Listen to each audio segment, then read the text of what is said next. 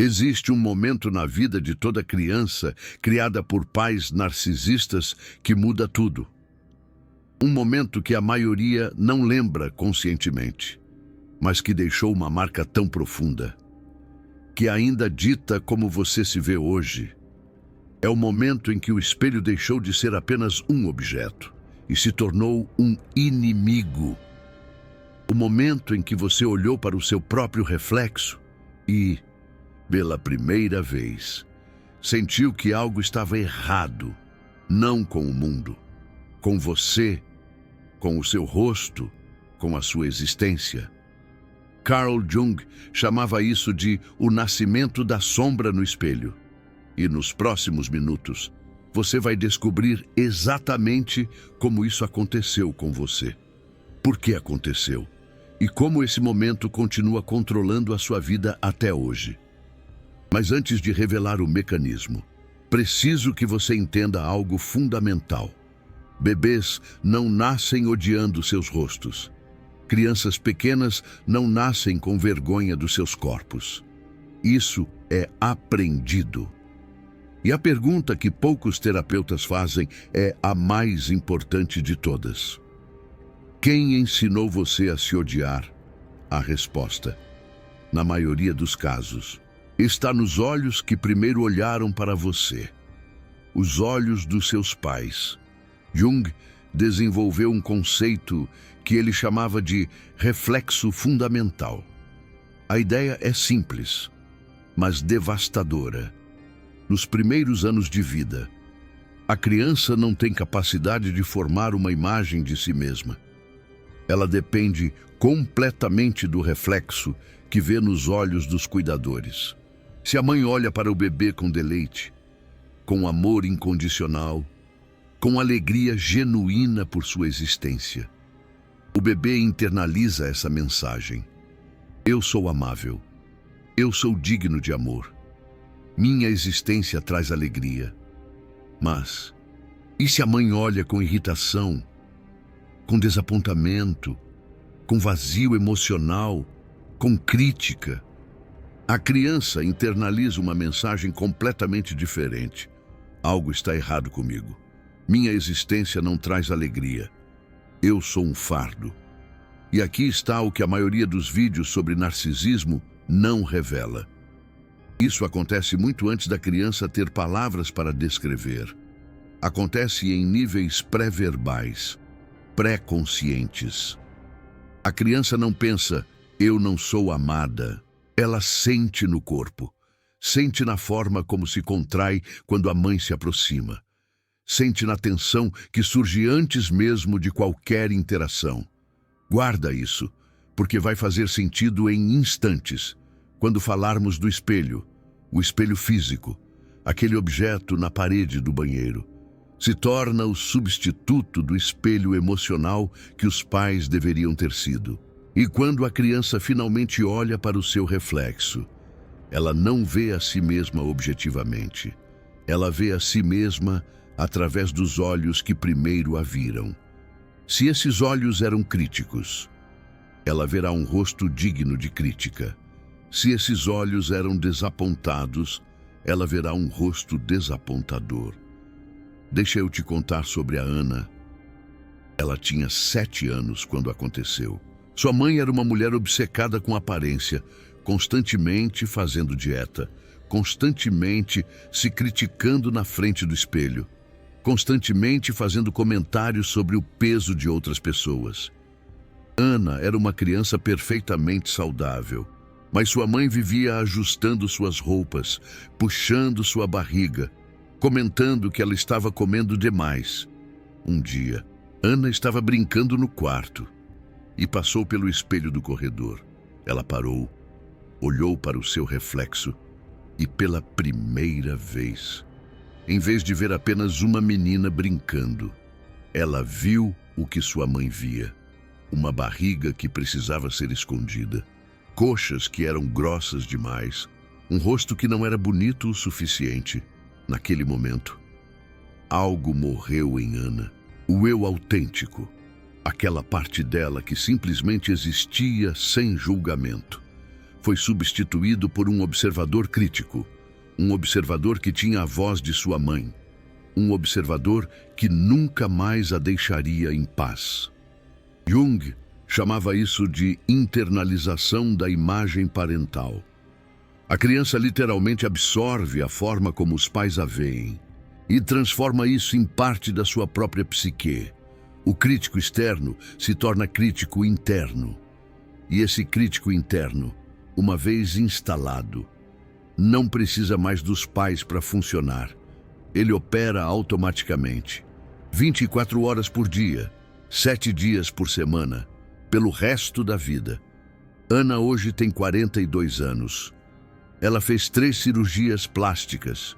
Nenhuma a fez se sentir bonita, porque o problema nunca foi seu rosto. O problema foi o espelho interno que sua mãe instalou nela aos 7 anos de idade.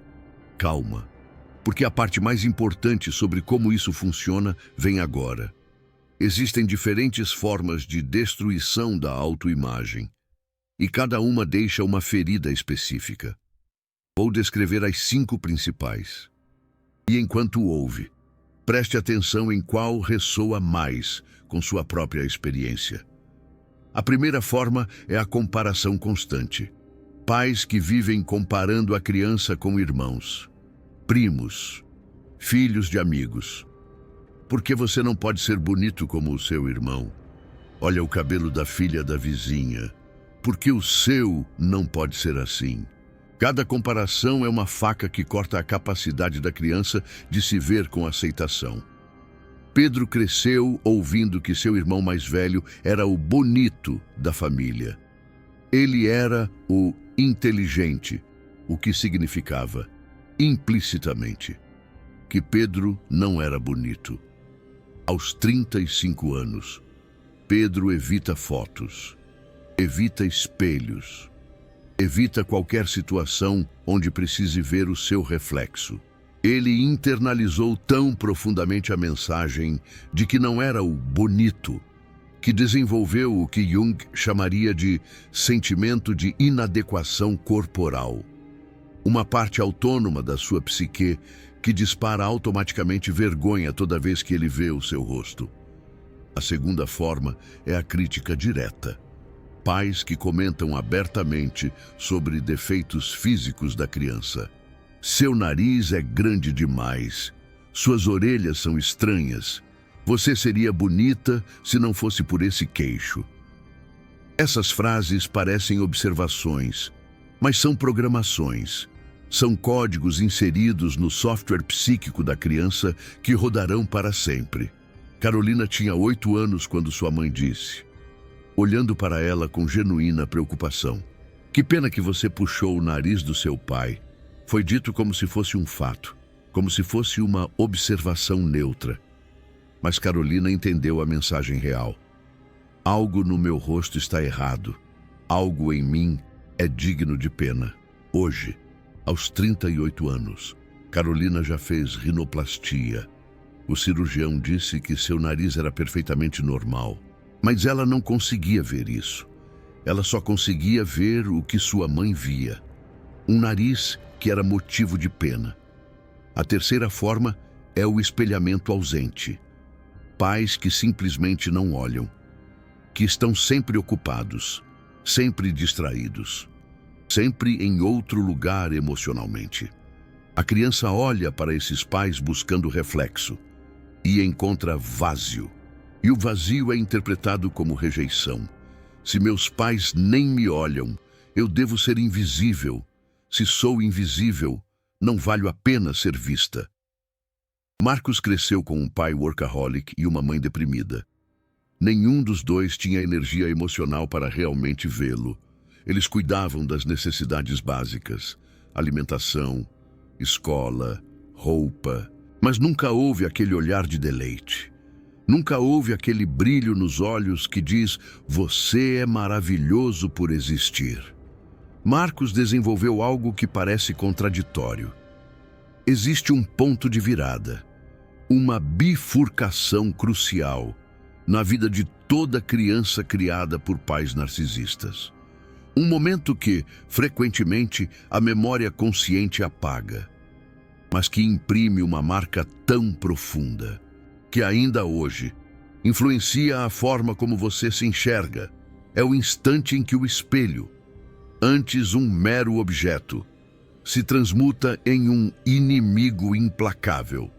O momento em que você encara seu próprio reflexo. E, pela primeira vez, a angustiante sensação de que algo está errado te invade. Não com o mundo, entenda, mas com você, com seu rosto, com sua própria existência.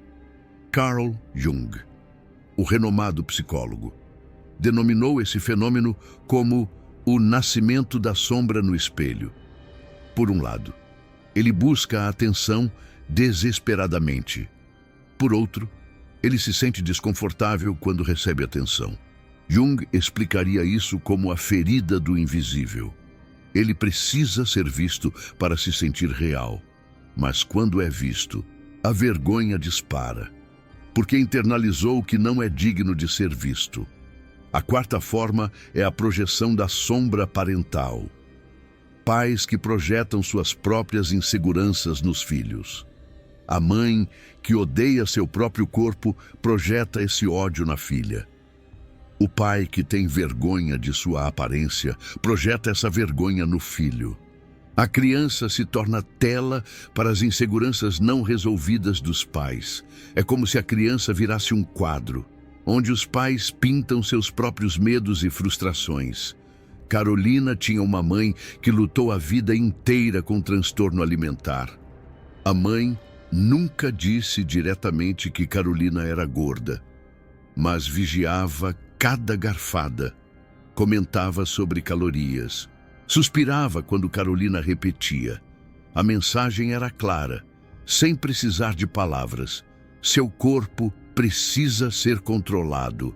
Seu apetite é perigoso. Você não pode confiar em si mesma. Carolina desenvolveu anorexia aos 15 anos. Passou anos em tratamento. Hoje, aos 40 anos, ainda luta com a imagem corporal. Ela sabe intelectualmente que seu corpo é saudável, mas emocionalmente, ela ainda vê através dos olhos ansiosos de sua mãe. É como se o fantasma da mãe ainda estivesse ali, ditando como ela deve se sentir sobre si mesma. A quinta forma é a invalidação da percepção. Pais que dizem para a criança que ela não vê o que vê. Você não é feia. Para de drama. Você está exagerando. Isso não é tão ruim assim. Parece positivo, mas é devastador. Porque a criança aprende que sua percepção não é confiável, que ela não pode confiar no que sente, que seus olhos mentem. E aqui está o paradoxo cruel. A criança sabe que algo está errado, sente a rejeição, sente a crítica, mas os pais dizem que não. É o que ela está imaginando. Então a criança conclui que o problema não é a família, o problema é ela. Sua percepção é defeituosa. Ela é defeituosa. Paulo cresceu com pais que insistiam que eram amorosos, que nunca fizeram nada de errado, que qualquer problema era exagero dele.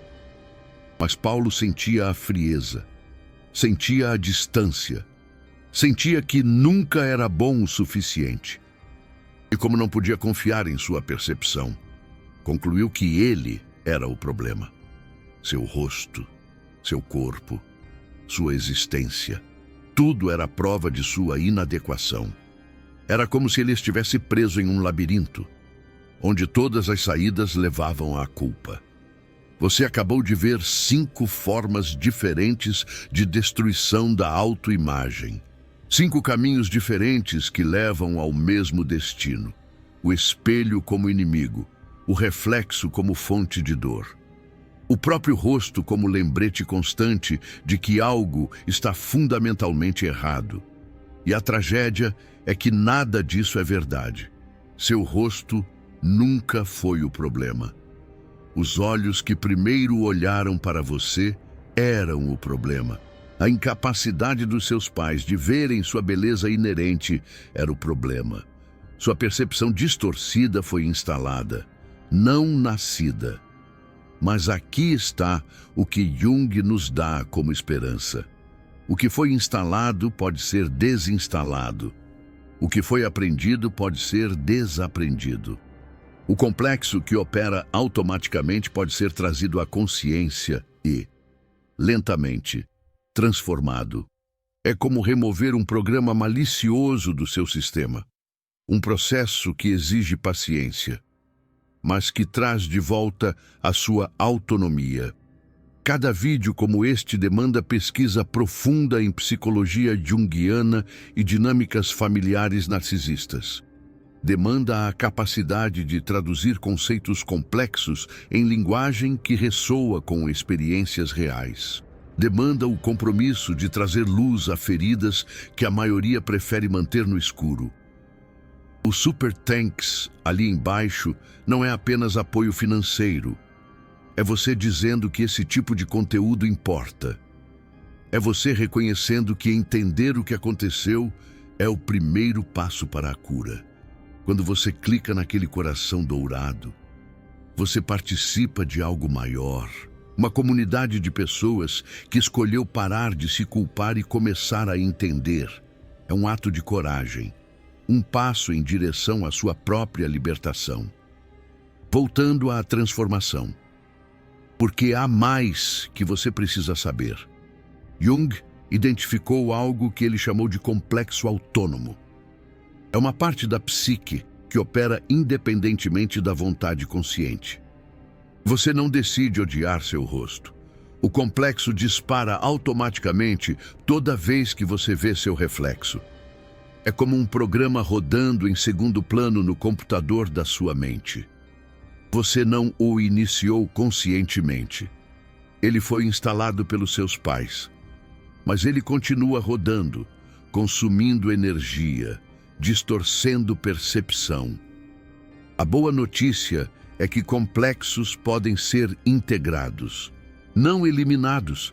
Porque nada na psique é realmente eliminado, mas integrados, trazidos à consciência, compreendidos. E quando isso acontece, eles perdem seu poder autônomo. É como domesticar um animal selvagem.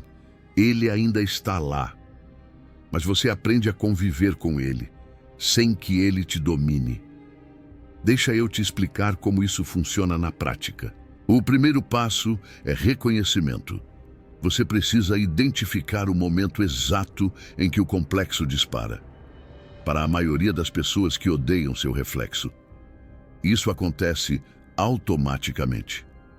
Elas olham no espelho e já sentem a contração, a vergonha, a voz crítica. Não há espaço entre ver e julgar. O julgamento é instantâneo. O trabalho inicial é criar esse espaço. Em vez de simplesmente reagir, você para e observa. O que exatamente estou sentindo agora? Que palavras estão passando pela minha mente? De quem é essa voz que está me criticando? É como se tornar um observador de si mesmo, um detetive da sua própria mente. Fernanda fez esse exercício por 3 meses. Toda vez que olhava no espelho, ela pausava e perguntava: de quem é essa voz?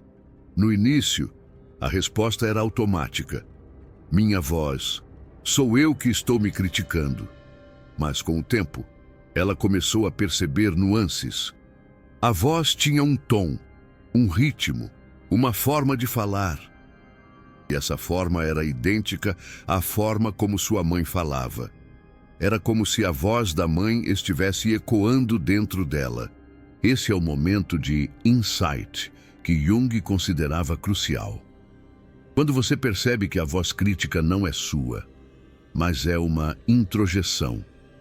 Quando você reconhece que o observador cruel dentro de você foi instalado por alguém de fora.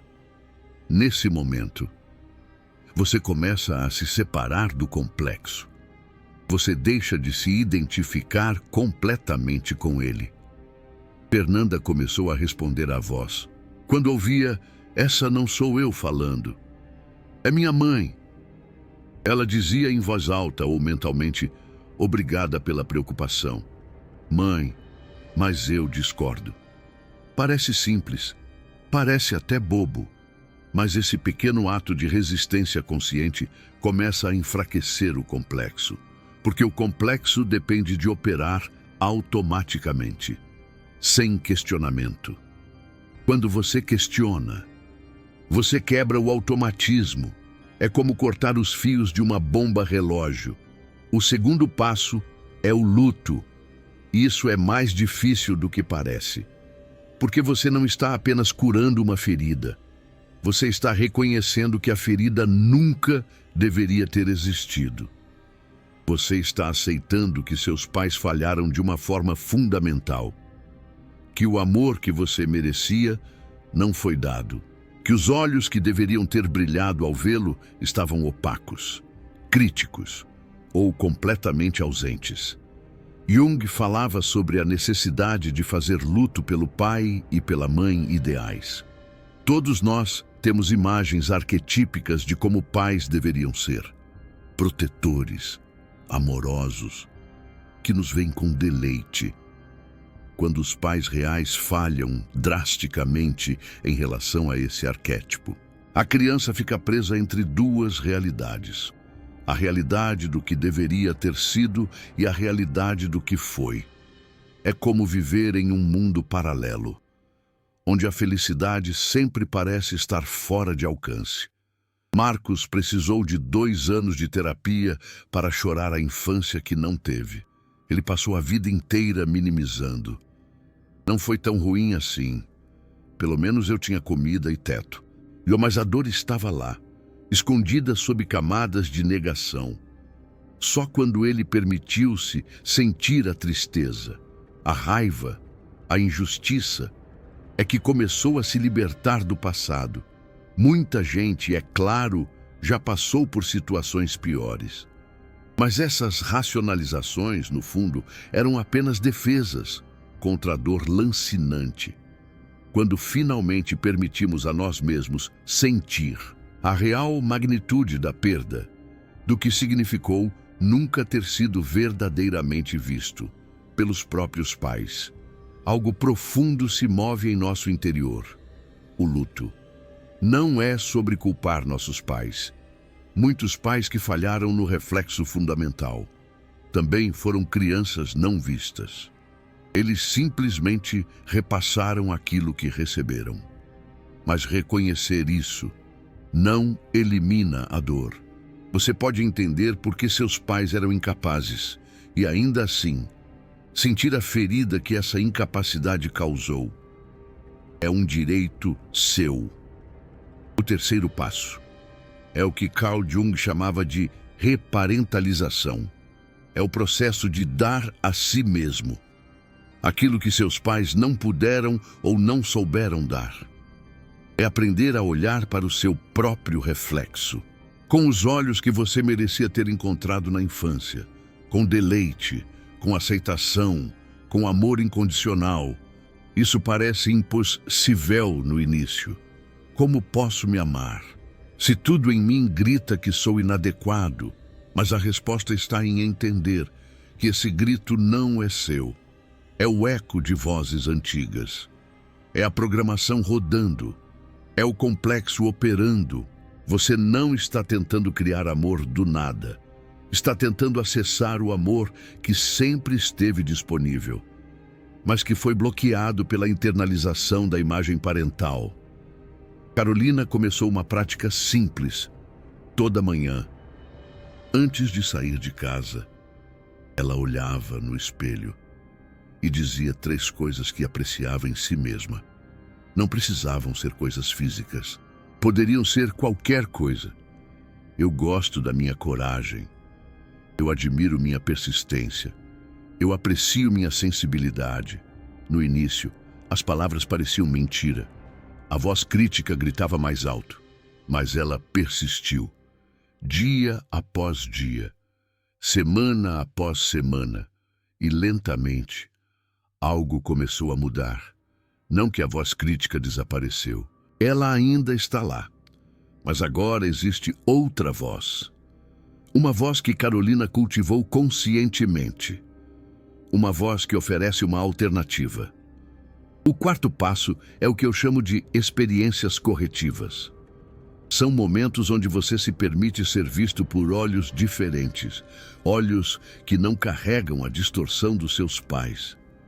Pode ser um terapeuta, pode ser um amigo verdadeiro, pode ser um parceiro amoroso, alguém que olha para você e vê beleza onde você aprendeu a ver defeito.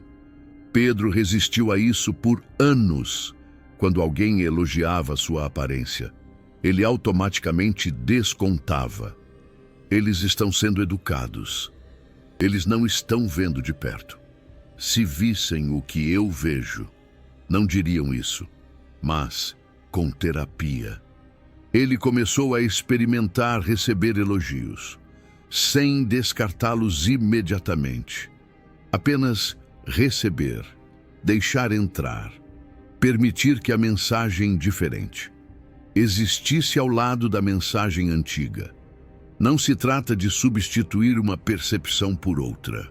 Não se trata de convencer você de que é bonito, quando toda a sua programação diz o contrário. Se trata de criar espaço para múltiplas percepções, de reconhecer que a visão dos seus pais era apenas uma visão, não a verdade absoluta, de permitir que outras visões coexistam. O quinto passo, e talvez o mais importante, é a integração da sombra. Jung dizia que a sombra contém tudo o que rejeitamos em nós mesmos. E quando rejeitamos nosso próprio rosto, quando rejeitamos nossa aparência, estamos criando uma sombra física, uma parte de nós que empurramos para o escuro, porque foi rotulada como inaceitável. A integração não significa amar seu rosto da noite para o dia. Significa parar de lutar contra ele. Significa reconhecer que esse rosto é seu, que ele conta a sua história, que ele carrega as marcas de tudo o que você viveu, e que rejeitá-lo é rejeitar uma parte fundamental de quem você é. Paulo chegou a um ponto em sua jornada onde percebeu algo profundo. Toda a energia que gastava odiando seu rosto era a energia que poderia usar para viver. Todas as horas perdidas em frente ao espelho, catalogando defeitos, eram horas roubadas de experiências reais.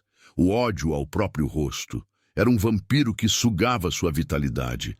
Ele não acordou um dia amando seu reflexo, mas acordou um dia cansado de odiá-lo, e esse cansaço foi o início da paz. Não amor, paz. Aceitação cansada. E isso foi suficiente para começar. Lembra quando falei sobre o momento em que o espelho se tornou inimigo? Existe outro momento possível. O momento em que o espelho volta a ser apenas um espelho. Não um juiz. Não um inimigo. Não um lembrete de inadequação. Apenas uma superfície refletora que mostra seu rosto, sem julgamento, sem narrativa, sem a voz dos seus pais. Esse momento não vem rapidamente. Para alguns, leva anos de trabalho consciente. Para outros, pode nunca vir completamente. Mas a direção importa mais que o destino. Cada pequeno movimento em direção à aceitação é uma vitória. Cada momento de paz diante do espelho é um triunfo sobre a programação. Carl Jung acreditava profundamente na capacidade humana de individuação, de se tornar quem realmente somos, além das projeções e introjeções, de encontrar o eu autêntico, que foi soterrado sob camadas de condicionamento. E parte desse eu autêntico é a capacidade de se ver com olhos próprios, não com os olhos dos pais, não com os olhos da sociedade, seus próprios olhos. Mas existe algo ainda mais profundo que precisamos abordar: a transmissão geracional.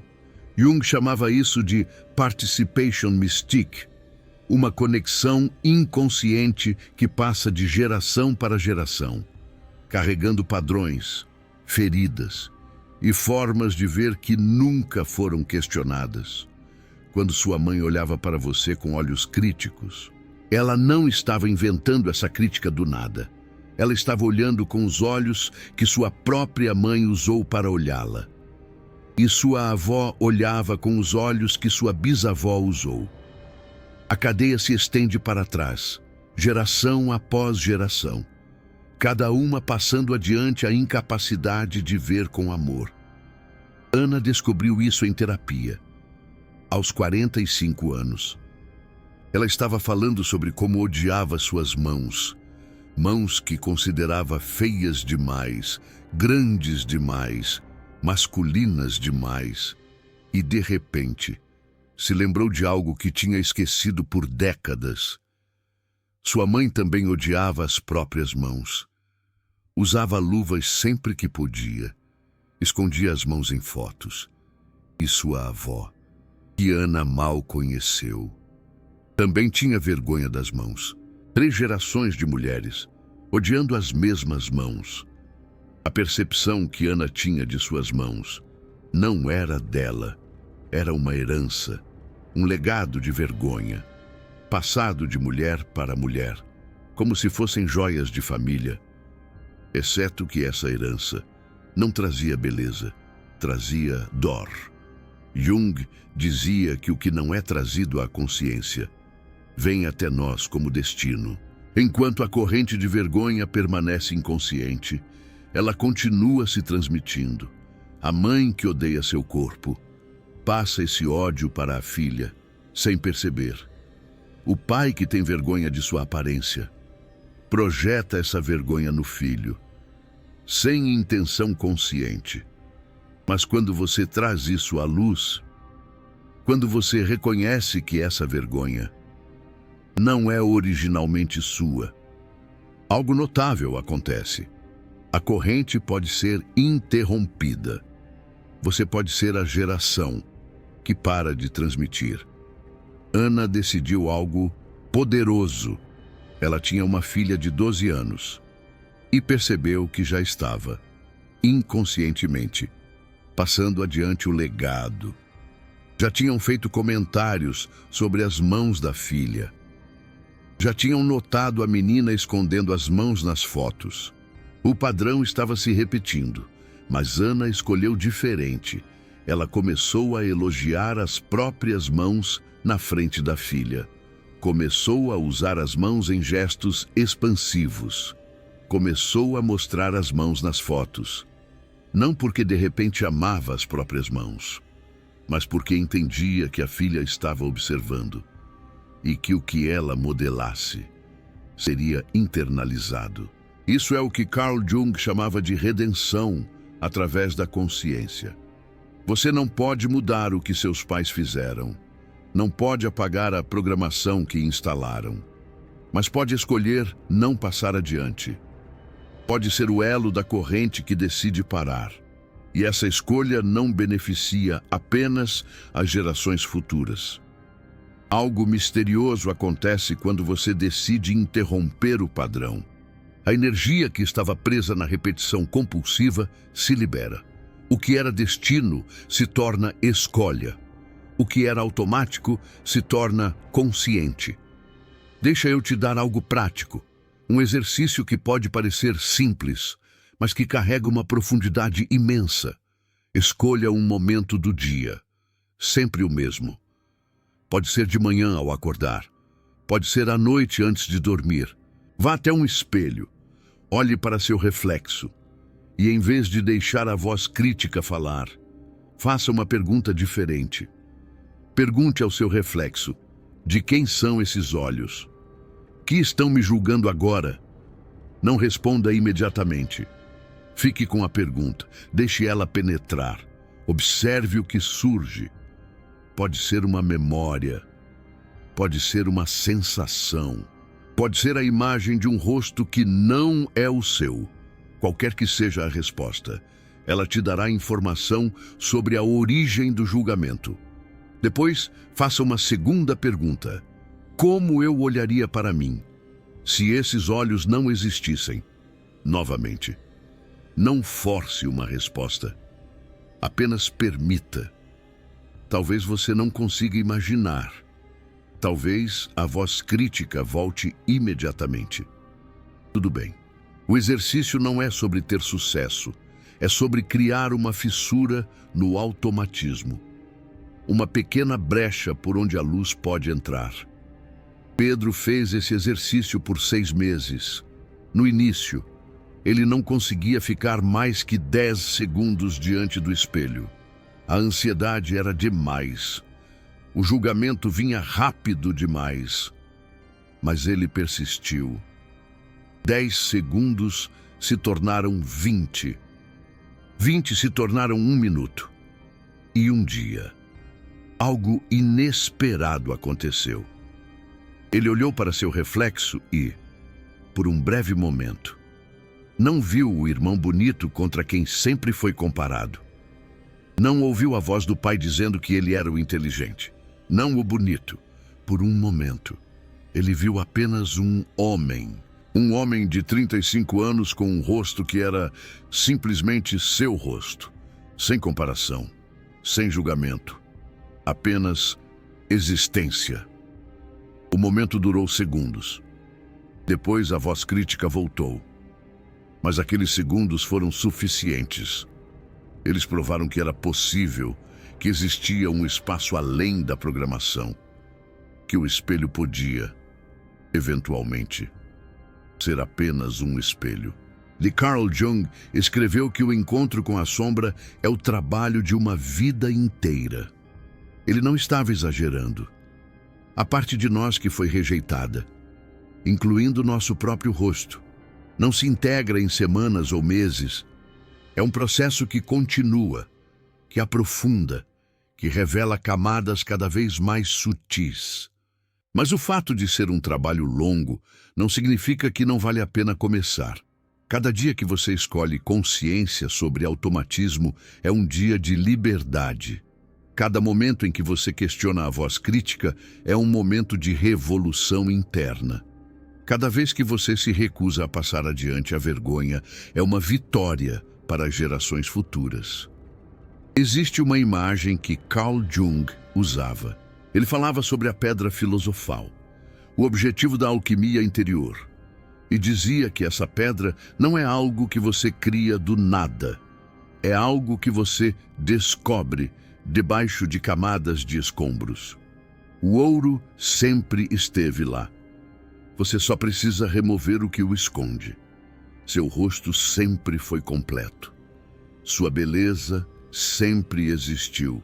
O que seus pais instalaram foi uma camada de distorção sobre essa realidade. E o trabalho não é criar beleza onde não existe. É remover a distorção para que você possa finalmente ver o que sempre esteve lá. Carolina chegou a esse entendimento depois de anos de trabalho interno. Ela disse algo que ficou comigo. Eu passei a vida achando que precisava consertar meu corpo, precisava emagrecer, precisava mudar, precisava me tornar aceitável. E um dia percebi que meu corpo nunca precisou ser consertado. Ele precisava ser visto, verdadeiramente visto, por olhos que não fossem os da minha mãe. E quando ela finalmente encontrou esses olhos, primeiro em uma terapeuta, depois em amigas verdadeiras, depois, lentamente, em si mesma, algo mudou.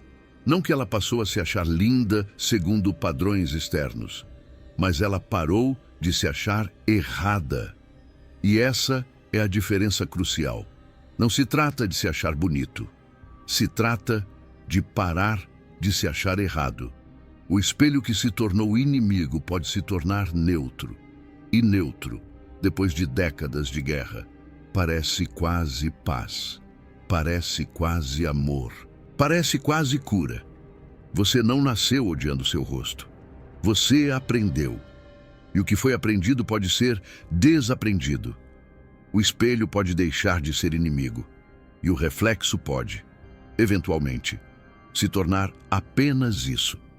Um reflexo, neutro, seu, sem a carga de décadas de crítica introjetada. A jornada é longa, a jornada é difícil, mas a jornada é possível. E o primeiro passo foi dado agora, neste momento, quando você entendeu de onde veio o ódio, não de você, de olhos que não sabiam ver, de pais que não sabiam amar, de uma falha que nunca foi sua. Seu rosto nunca foi o problema. Os olhos que primeiro olharam para você eram o problema. E agora você pode começar a olhar com olhos novos. Os olhos que você mesmo está cultivando. Olhos que veem o que seus pais nunca puderam ver. Você, como você realmente é, digno de ser visto, digno de ser amado, inteiro. Escreva nos comentários a idade que você tinha quando o espelho se tornou inimigo. Esse número conta uma história. Conta quando a programação foi instalada. E compartilhar esse número com outros que passaram pelo mesmo pode ser o início de algo. O início de não se sentir sozinho nessa dor. O início de perceber que não era só você. Que nunca foi só você. Que milhões de crianças passaram pelo mesmo momento. E que juntos podemos começar a olhar diferente.